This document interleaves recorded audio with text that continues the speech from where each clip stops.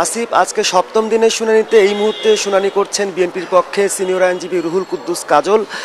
তিনি যে বিষয়টি তুলে ধরছেন সেটি হচ্ছে যে যে ধারা এবং যে আইনি প্রক্রিয়া এই তত্ত্বাবধায়ক সরকার ব্যবস্থাটি বাতিল করা হয়েছে সেটির বিপক্ষে তিনি তার যুক্তি উপস্থাপন করছেন এবং তিনি বলছেন যে এই রায়টি ত্রুটিপূর্ণ এবং এখানে প্রধান বিচারপতি তৎকালীন এবিএম খায়রুল হকের তার যে ব্যক্তি চিন্তা এবং তার যে রাজনৈতিক মতাদর্শ সেই অনেক কিছু এখানে প্রতিফলন ঘটেছে। তো এই তত্ত্বাবধায়ক সরকার ইস্যুতে এই আপিল শুনানিটি চলছে এবং এবিএম খায়রুল হক একটি বিতর্কিত রায় দিয়েছেন, এটি সবাই মোটামুটি অবগত এবং এটিও বলা হচ্ছে যে যদি তত্ত্বাবধায়ক সরকার ব্যবস্থা ফিরেও আসে সেই ক্ষেত্রে আগামী নির্বাচন সেটি অন্তর্বর্তীকালীন সরকারের অধীনেই হবে, পরের নির্বাচন তত্ত্বাবধায়ক সরকারের অধীনে হবে। কিন্তু এখানে একটি বিষয় দাঁড়িয়েছে, গতকালকে কিন্তু আমরা দেখেছি সুপ্রিম কোর্টে একটি পক্ষ আপিল করেছেন সংবিধানের পঞ্চদশ যে সংশোধনীর কিছু অংশ বাতিল করেছিলেন হাইকোর্ট,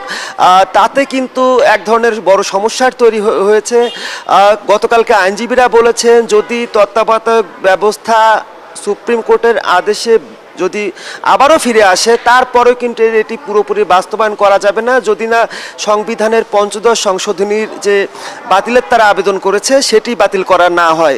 অর্থাৎ তারা বলছেন যে এই পঞ্চদশ সংশোধনীতে এমন কিছু ত্রুটি রয়েছে যেগুলো এখনও রয়ে গেছে এবং সেগুলো যদি থেকে যায় সেই ক্ষেত্রে এই তত্ত্বাবধায়ক সরকার ব্যবস্থাটি কিন্তু পুরোপুরি